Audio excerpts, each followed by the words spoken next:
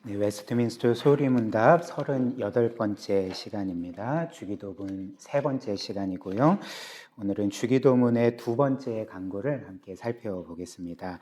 먼저 우리 주기도문의 말씀 함께 보기를 원하는데요. 마태복음 6장 9절부터 13절입니다. 제가 대신 봉독해 드리겠습니다. 하나님 말씀을 들으십시오.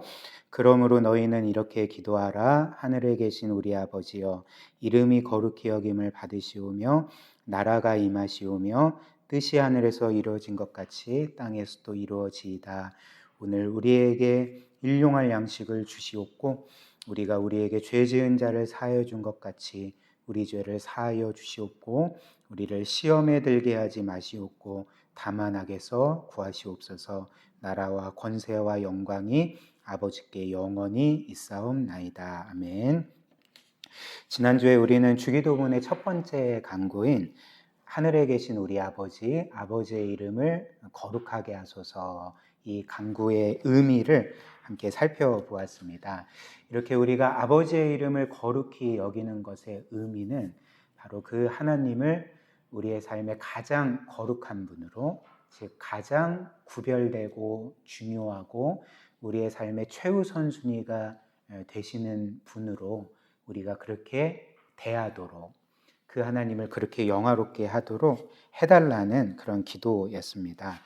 일단 우리가 이렇게 하나님을 우리의 삶에서 가장 구별된 분으로 대해야 되는 이유는 그분이 그럴 만한 분이시기 때문에 그렇죠.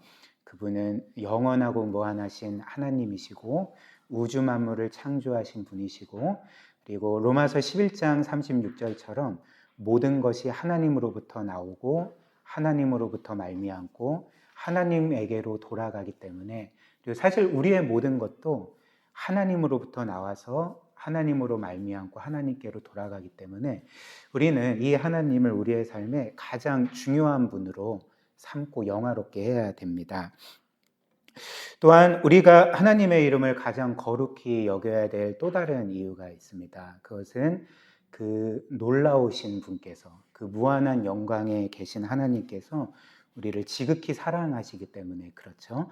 그래서 죄인일 뿐인, 정말 하나님께는 죄를 지은 것밖에 없는 우리를 영원전부터 사랑하시고 지금까지 우리의 모든 죄와 불순종들을 인내하시고 때가 되어서 우리를 위해서 그분의 외아들을 이 세상에 보내셔서 우리의 모든 죄짐을 짊어지게 하시고 우리를 위하여 죽이신, 그래서 우리를 대신하여 그렇게 그 아들을 대신하여 우리를 구원하시고 그분의 영원한 자녀 삼으신 이 놀라운 사랑을 우리가 기억할 때 우리는 그분을, 그 하나님을 우리의 삶의 우선순위에서 뒷자리에 놓을 수가 없는 것입니다.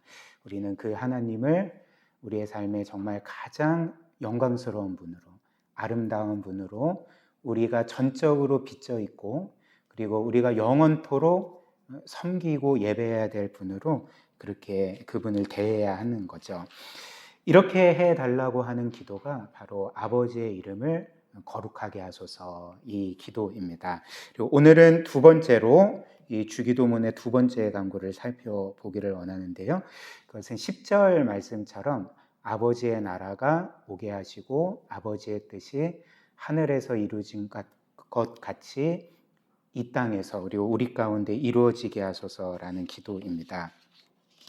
웨스트민스터 소유리문답 102문, 우리 한번 질문 제가 읽고 답을 같이 읽겠습니다.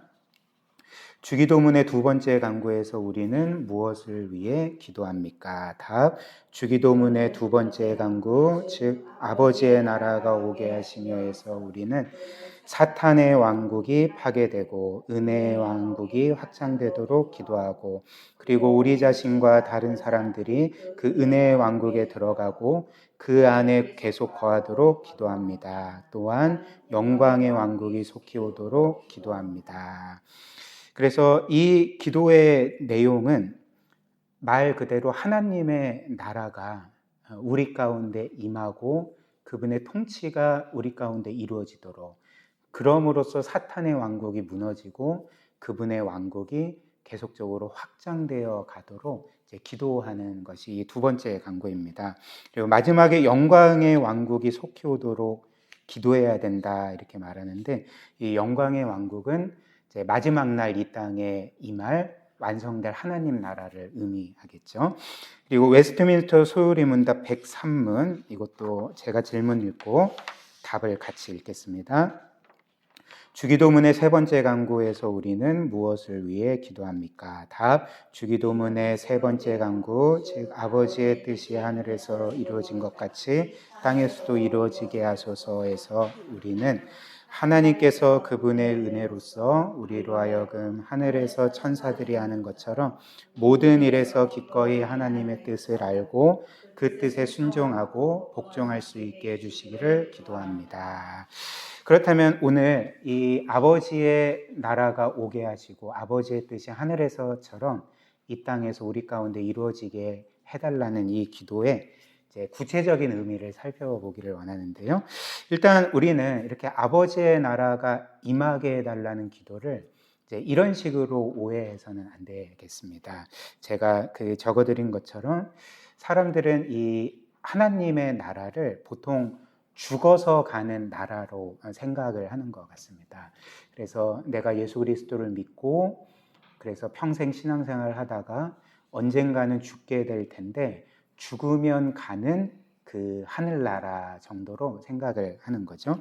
물론 우리는 예수 그리스도를 믿고 이제 우리의 죄와 또 사망의 문제가 영원히 해결되었기 때문에 우리는 지금이라도 죽으면 곧바로 우리 하나님과 예수 그리스도께서 계신 그 낙원이라는 곳에 갑니다. 십자가에 못 박힌 구원받은 강도가 곧바로 낙원에 간 것처럼 우리도 지금이라도 죽으면 그 죽음의 찰나의 순간을 통과해서 그 주께서 계신 낙원에 가는 거죠. 그러나 우리가 기억해야 될 것은 성경에서 말하는 이 하나님의 나라는 우리가 죽어서 가는 그 하늘, 그 낙원 가는 다름입니다. 오늘 주께서는 우리에게 이렇게 명하시지 않았죠? 너희가 천국에 가도록 기도하라. 천국에 올라가도록 기도하라. 이렇게 말씀하시지 않고 아버지의 나라가 이 땅에 오도록 기도하라. 그러니까 우리가 올라가는 게 아니라 아버지의 나라가 이 땅에 임하도록 우리 가운데 오도록 기도하라. 이렇게 말씀을 하신 거죠.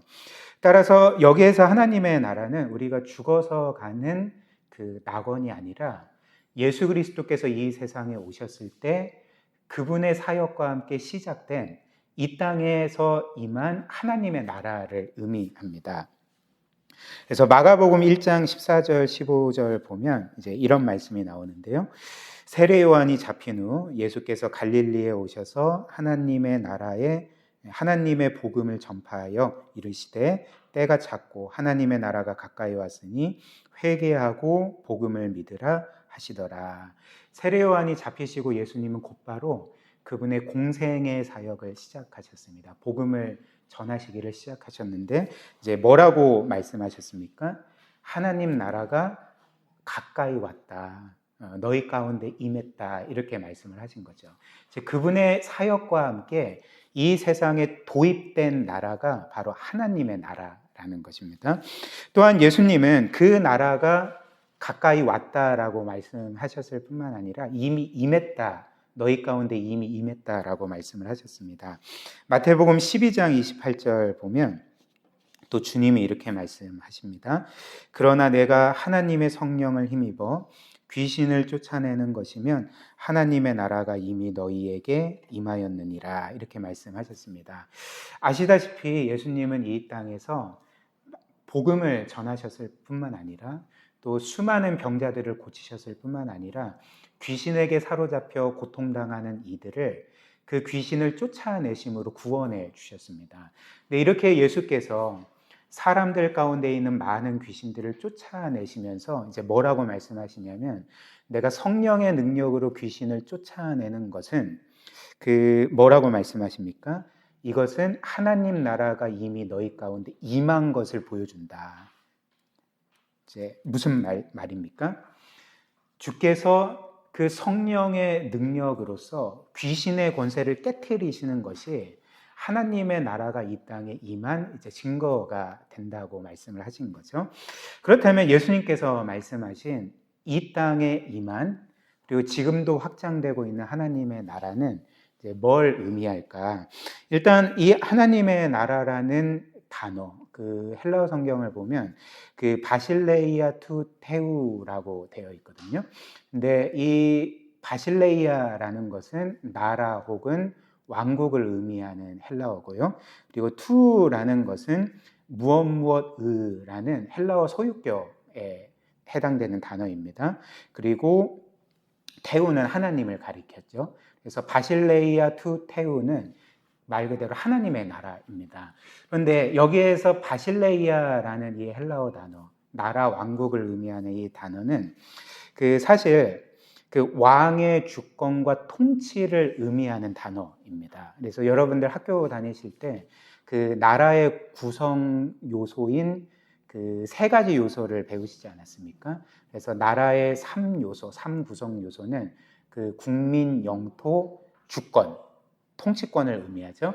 근데 이 바실레이아라는 헬라어, 나라 왕국을 의미하는 이 단어는 영토나 국민을 의미하기보다는 통치를 의미하는 단어입니다. 주권을 의미하는 단어입니다. 특별히 왕의 주권, 왕의 통치를 의미하는 단어인 거죠. 따라서 하나님의 나라, 하나님의 바실레이아는 뭘 의미하는 말이겠습니까? 하나님의 통치, 하나님의 주권, 하나님의 다스리심을 의미하는 단어가 이 바실레이아 투 테우, 그러니까 하나님 나라라는 그 단어의 원래 의미인 거죠. 그래서 이런 이유로 예수님은 하나님의 나라를 여기 있다 저기 있다 이렇게 말씀하시지 않고 공간적인 의미로 지역적인 의미로 말씀하시지 않고 너희 가운데 있다라고 말씀을 하신 거죠. 누가복음 17장 20절 21절 보시면 이런 말씀이 또 있죠. 바리새인들이 예수님께 하나님의 나라가 어느 때에 임하나이까 묻거늘 예수께서 대답하여 이르시되 하나님의 나라는 볼 수 있게 임하는 것이 아니요. 여기에서 하나님의 나라가 볼 수 있게 임하는 것이 아니라는 것은 우리가 앞서 본 것처럼 하나님의 나라가 어떤 보이는 영토 개념이거나 혹은 백성 개념이 아님을 의미하는 거죠. 그래서 이어서 또 여기 있다 저기 있다고도 못하리니 하나님의 나라는 어디 있습니까? 너희 안에 있다 이렇게 말씀하는 거죠. 무슨 의미일까요? 사람들이 예수 그리스도를 믿고 그분을 하나님으로 고백하고 인정하고 그 하나님의 통치를 받아들이게 될 때에 하나님의 나라, 그 왕의 주권과 통치가 우리 가운데 이미 임한 것을 보여주는 것입니다. 그래서 이런 의미에서 이미 하나님의 나라는 우리 가운데도 있는 거죠. 제 안에도 있고 여러분들 안에도 있습니다. 여러분들이 하나님을 여러분들의 왕으로 모신다면, 순종하는 삶을 산다면 여러분 가운데 이미 하나님 나라가 임한 것입니다. 또한 예수님은 이런 차원에서 또 하나님 나라에 대해서 이렇게 말씀하십니다. 우리가 방금 본 말씀이죠.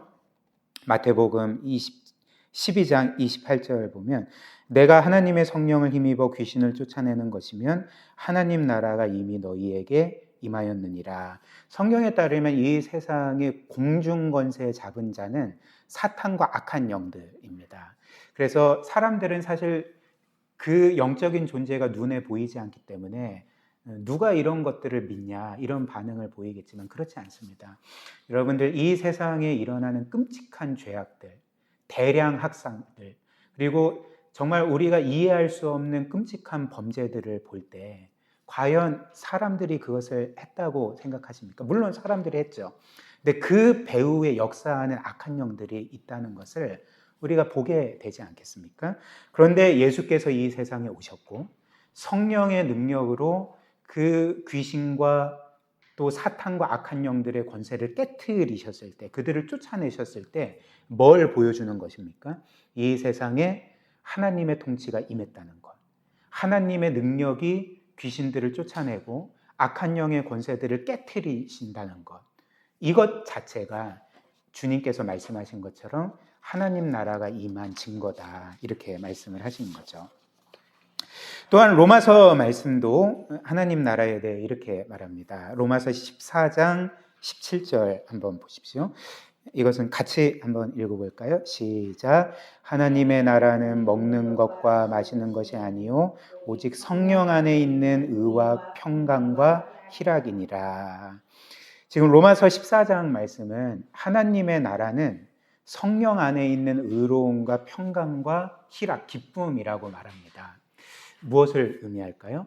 제가 말씀드린 것처럼 우리가 하나님을 우리의 왕으로 모시고 그분의 말씀에 순종하는 삶을 살아갈 때에 우리의 삶의 열매로서 의로움과 또 평강과 평안과 기쁨이라는 열매가 맺히는데 이것 자체가 하나님 나라가 우리 가운데 임한, 우리 안에 하나님 나라가 있다는 그 증거가 된다는 것입니다.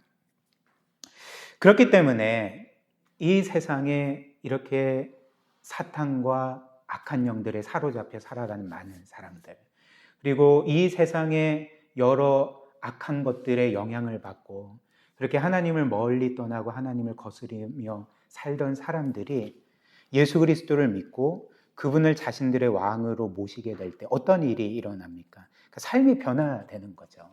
죄의 권세가 깨트려지고, 그리고 이제는 자신이 자신의 삶의 주도권을 가지고 살아가는 것이 아니라 혹은 이 세상의 여러 육신의 정욕과 안목의 정욕과 이생의 자랑과 그리고 사탄의 뜻대로 살아가는 것이 아니라 이제는 그의 진정한 왕이신 예수 그리스도의 가르침대로 살아가면서 삶이 변화되는 것 자체가 이제 하나님의 나라가 이제 우리 가운데 임하고 여전히 우리 가운데 역사하고 있다는 이제 강력한 증거가 되는 것입니다. 따라서 우리는 이 부분에서 이렇게 하나님 나라에 대한 성경의 가르침들을 보면서 이제 깨닫게 되는 게 있죠. 그것은 바로 이제 하나님이 그리스도 안에서 우리를 구원하실 때에 그 구원의 의도와 목적입니다. 하나님은 우리를 왜, 무엇을 위해, 어떤 목적을 위해서 구원을 하셨을까요? 하나님은 단지 우리의 모든 죄를 용서해 주시고 우리가 죽으면 곧바로 천국에 가게 하기 위해서 우리를 구원해 주신 것이 아닙니다. 물론 그것도 포함되지만 이게 전부가 아닌 거죠. 하나님께서 우리를 구원하신 어떤 면에서 궁극적인 목적은 죄사함과 또 영원한 생명과 또 죽으면 그 천국에 들어가는 것뿐만이 아니라 우리로 하여금 그렇게 하나님 나라의 백성으로 살게 하시기 위함이라는 것입니다. 우리 가운데 하나님 나라가 임하고 그 하나님을 우리의 진정한 왕으로 모시고 그래서 이제는 그분의 은혜의 통치를 받아 살게 하시기 위해서 하나님은 우리를 구원하셨다. 우리가 이 사실을 이제 알게 되는 거죠. 그렇다면 이제 하나님의 통치는 우리에게 어떻게 임하는 것일까요? 미선이 왜 계속 웃니? 왜 계속 웃어? 너무 멋있어?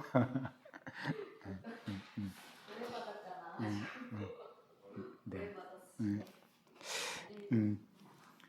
오늘 아무튼 민재 형제가 와서 너무 좋은 것 같아요. 예. 네. 네. 그렇다면 이제 하나님의 이 나라, 이 통치가 우리 가운데 어떻게 임하겠습니까? 한번 생각을 해보십시오. 이 세상의 그 군왕들 혹은 독재자들, 이 세상의 많은 나라들이 다른 나라를 침공해서 그들로 하여금 자신들에게 복종하게 만드는 방법이 무엇입니까? 사실 무력과 강압입니다. 이 세상 모든 사람들은 다른 이들을 정복할 때 그리고 굴복시킬 때에 무력과 강압의 방법을 사용해서 그들로 하여금 통치를 받아들이게 합니다. 하나님은 우리에게 그런 방식으로 그분의 통치를 받아들이게 하시지 않는다는 거죠. 여러분들이 어떻게 하나님의 통치를 받아들이게 되었습니까? 어떻게 그 하나님을 여러분들의 왕으로 모시고 그분께 순종하는 삶을 살려고 하십니까? 무력이 아니라, 강압이 아니라 그분의 사랑이, 그분이 우리에게 베풀어 주신 은혜가 우리로 하여금 그분을 우리의 진정한 왕으로 삼게 하고 모시게 하고 그분의 뜻에 기꺼이 감사함으로 순종하게 만들지 않겠습니까? 하나님은 우리를 그분의 사랑과 은혜로서 감화시켜서 그분의 통치를 받아들이게 하는 거죠. 이것이 우리 가운데 하나님의 나라가 임하는 그 방법인 것입니다. 특별히 그 하나님께서 정말 우리를 위해 그분의 아들까지 내어주셨다면, 어떤 면에서 우리는 하나님께 반역한 죄인들일 뿐인데 역사상 그 모든 죄인들을 오래 참아주시고 기다려주시고 그 아들을 죽이심으로써 대신 우리를 구원하셨다면, 그 아들을 대신하여 우리를 그분의 영원한 자녀로 삼아주셨다면, 우리는 강요하지 않아도, 협박하지 않아도, 어떤 무력과 억압에 의해서 그분께 복종하는 것이 아니라, 하나님, 이제 나의 모든 것은 하나님의 것입니다. 나의 왕은 내가 아니라 하나님이십니다. 나는 내 평생에 영원토록 하나님만을 영화롭게 하고 왕으로서 순종하는 삶을 살겠습니다. 이런 고백을 우리가 드릴 수가 있는 거죠.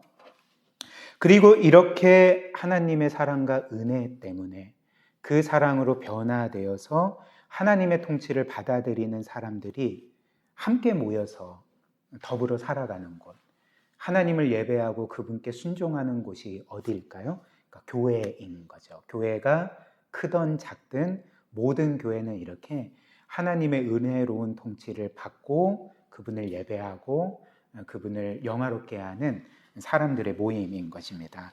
그리고 그런 교회와 지체들이 이제 복음을 전하고 또 사랑을 실천하고 섬김을 실천함으로써 이제 이 세상 가운데 계속적으로 하나님 나라가 확대되어 가는 거죠. 그리고 마지막 날에는 이제 어떤 일이 일어납니까? 이제 예수 그리스도께서 이 세상에 다시 오시고 그래서 모든 것들을 심판하시고 모든 죄와 사망의 권세를 끝내시고 사탄과 악한 영들의 권세들을 영원히 심판하시고 나서 이 세상 모든 것들을 새롭게 할 때 이제 그 시작된 하나님의 나라가 마지막 날에 이제 완성되게 되는 것입니다. 요한계시록 21장 1절부터 5절. 마지막 날에 이루어질 일이죠. 또 내가 새 하늘과 새 땅을 보니, 즉 완성된 하나님의 나라입니다. 처음 하늘과 처음 땅이 없어졌고 바다도 다시 있지 않더라. 또 내가 보매 거룩한 성 새 예루살렘이 하나님께로부터 하늘에서 내려오니 그 준비한 것이 신부가 남편을 위하여 단장한 것 같더라. 내가 들으니 보좌에서 큰 음성이 나서 이르되 보라, 하나님의 장막이 사람들과 함께 있음에 하나님이 그들과 함께 계시리니 그들은 하나님의 백성이 되고 하나님은 친히 그들과 함께 계셔서 모든 눈물을 그 눈에서 닦아주시니 다시는 사망이 없고 애통하는 것이나 곡하는 것이나 아픈 것이 다시 있지 아니하리니 처음 것들이 다 지나갔음이로라. 보좌에 앉으신 이가 이르시되 보라, 내가 만물을 새롭게 하노라 하시고 또 이르시되 이 말은 신실하고 참되니 기록하라 하시더라. 이렇게 말씀을 합니다. 이 세상 지혜로운 사람들, 그리고 권력자들, 정치인들, 혁명가들이 정말 애써서 만들고자 했던 이 세상이 어떤 세상입니까? 애통하는 것이 없고, 곡하는 것이 없고, 가난이 없고, 질병이 없고, 폭력이 없고, 전쟁이 없고, 모든 사람들이 평안하고 행복하게 더불어 살아가는 그 세상을 만들려고 애쓰지 않았습니까? 그러나 이런 나라는 사람에 의해서 올 수 있는 나라가 아닙니다. 하나님께서 이 나라를 반드시 이루시겠다. 내가 이런 너희가 그토록 고대하는 완전한 나라, 영원한 나라를 내가 마지막 날에 이루겠다. 이렇게 이제 약속을 하시는 것입니다. 그렇다면 이제 마지막으로 오늘 이 주기도문의 두 번째 강구, 저는 이 아버지의 나라가 오게 하시고 아버지의 뜻이 이루어지게 해주시옵소서라는 기도를 이제 한 묶음으로 봅니다. 그래서 이 두 번째 강구를 그렇다면 우리는 왜 최우선적으로 늘 기도해야 되는가, 이제 마지막으로 살펴보고 말씀을 마무리하려고 하는데요. 우리의 삶에서 이 기도가 최우선적인 기도가 되어야 되는 이유가 무엇이겠습니까? 우리가 일단 앞서 보았던 것처럼 이 하나님께서 우리에게 어떤 분이시고 우리에게 어떤 놀라운 일들을 이루셨는지를 우리가 정말 믿는다면 아버지의 나라와 아버지의 뜻은 우리의 삶의 최우선 순위가 될 수밖에 없을 것입니다. 그분이 나를 이처럼 사랑하시는데, 그분의 모든 것을 나에게 주셨는데, 정말 나를 위하여 그분의 모든 것을 쏟아부으며 최선을 다하셨는데, 우리 또한 그분의 나라와 그분의 뜻을 위하여 살게 되지 않겠습니까? 이것이 이제 첫 번째 이유고요. 그래서 우리는 사실 이 기도를 드리는 것은 그 하나님을 향한 우리의 사랑을 표현하는 것이라 할 수가 있습니다. 우리가 늘 기도할 때 사실 우리는 우리 자신만을 위해 기도할 때가 많지 않습니까? 그래서 하나님의 사랑을 알고 이제 믿는다고 하고, 그리고 하나님께서 우리의 삶을 책임지시고 또 우리를 영원히 복되게 하실 것이라는 그 약속을 알매도 불구하고, 이런 은혜를 알매도 불구하고 우리는 기도할 때조차도 어떤 면에서 그 하나님을 사랑함으로 그분을 영화롭게 하고 그분의 뜻을 이루고자 하는 기도가 아니라 여전히 하나님을 내 뜻을 이루기 위한 수단으로 삼는 그 기도를 드릴 때가 많은 것 같습니다. 그러나 오늘 이 말씀처럼, 그리고 우리가 주기도문에서 계속 살펴보고 있는 그 모든 메시지처럼, 정말 이 하나님께서 우리에게 최고로 중요한 분이라면, 최고로 영광스러운 분이라면, 최고로 복된 분이라면, 그분이 나의 영원한 생명이시고 영원한 행복이심을 우리가 믿는다면, 사실 우리는 우리 자신을 위해서 기도하는 것을 우리의 기도의 최우선 순위로 삼을 필요가 없는 것입니다. 그분이 모든 것들을 책임질 것인데, 그분이 이미 그분의 모든 것을 우리에게 주셨는데 우리는 이것에 대해서 큰 관심을 갖지 않게 되는 거죠. 오히려 우리의 모든 관심은 그 아버지가 영화롭게 되는 것, 그 아버지의 나라가 임하는 것, 그 아버지의 뜻이 이루어지는 것, 그리고 이 모든 것들이 나의 진정한 영광과 행복이라는 것을 고백하면서 이것을 위해서 기도할 수 있는 거죠. 또 해야 되는 거죠. 그 다음 두 번째로 이 하나님 나라와 뜻을 위해서 우리가 최우선적으로 기도해야 될 그 두 번째 이유는, 이렇게 우리 가운데 하나님 나라와 뜻이 이루어지는 것이 우리에게 가장 좋은 것이기 때문에 그렇습니다. 왜 그럴까요? 왜냐하면 우리 인생이라는 존재는 원래부터 하나님을 위해 창조된 존재이기 때문에, 하나님의 통치를 받고 그분의 뜻대로 살아갈 때만이 참 생명과 행복을 누리도록 디자인된 존재이기 때문에 그렇습니다.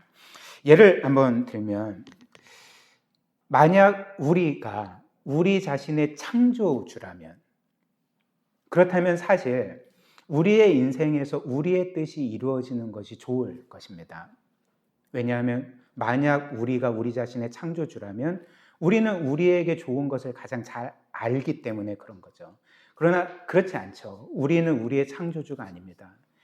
우리의 창조주는 하나님이신 거죠. 하나님께서 우리를 창조하셨고 우리를 디자인하셨고, 그렇기 때문에 우리 인생이라는 존재가 어떤 상태에서 참된 생명을 누릴 수 있고 어떤 상태에서 참 행복을 누리며 살아갈 수 있는지를 우리가 결정하는 게 아니라 하나님이 이미 결정하셨다는 것입니다. 예를 들면 물고기는 물 밖에 나오는 순간, 그래서 물고기가 땅바닥에 있게 되면 어떻게 됩니까? 물속에서는 자유롭게 움직이고 또 100% 그가 가진 어떤 능력들을 발휘할 수 있지만, 그가 물 밖에 나오는 순간 땅바닥에서 팔딱거리는 그 가운데서는 자유롭게 움직일 수가 없는 거죠. 그의 원래 그 고유한 능력을 100% 발휘할 수 없고 오히려 서서히 죽어갈 것입니다. 왜 그럴까요? 그러니까 물고기는 물에서 살도록 디자인되었기 때문에 그렇습니다.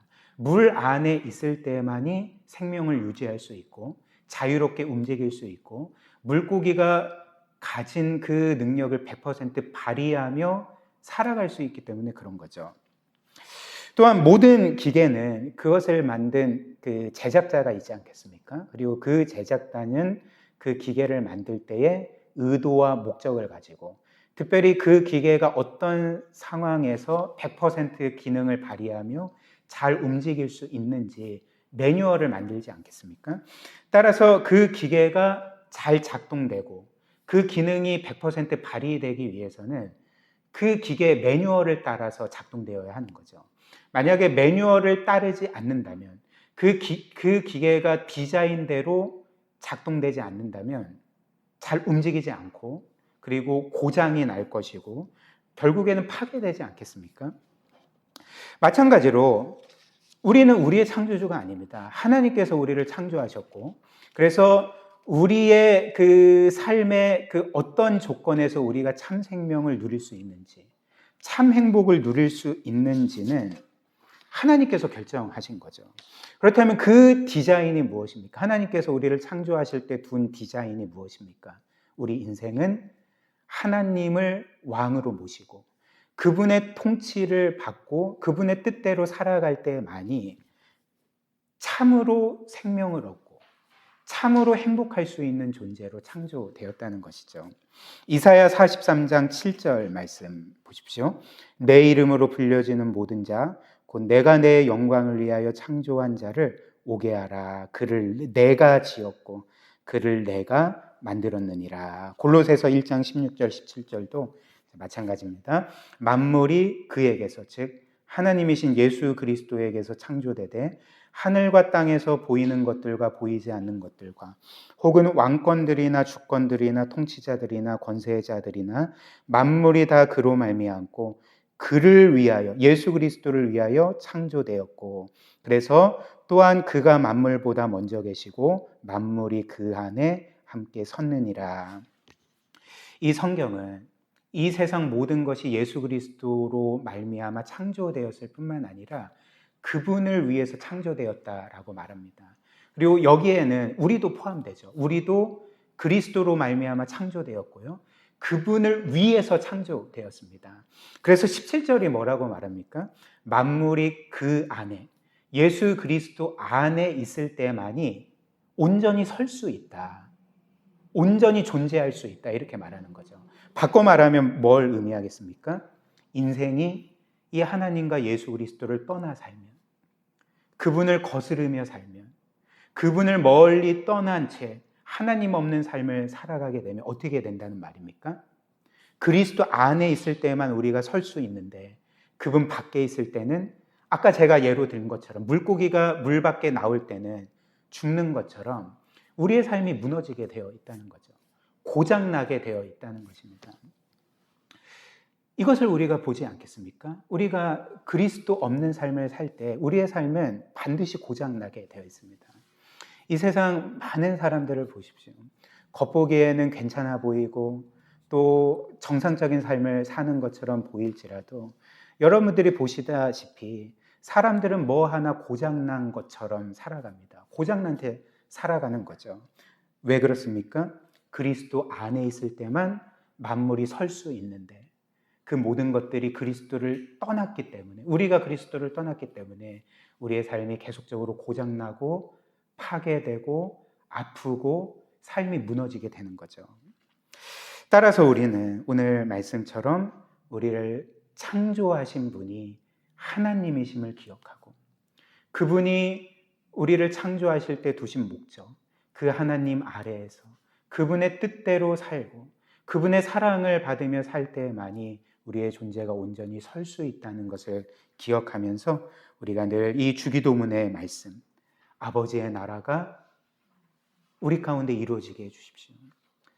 이 세상 가운데, 또 우리 교회 가운데, 내 가정 가운데, 자녀 가운데, 그리고 나 개인 가운데 아버지의 나라가 이루어지고 아버지의 통치를 받고 아버지의 뜻이 온전히 이루어지게 해주십시오. 그것이 우리의 참된 생명과 행복입니다. 이렇게 기도하는 저와 여러분들이 되시기를 주님의 이름으로 축복합니다.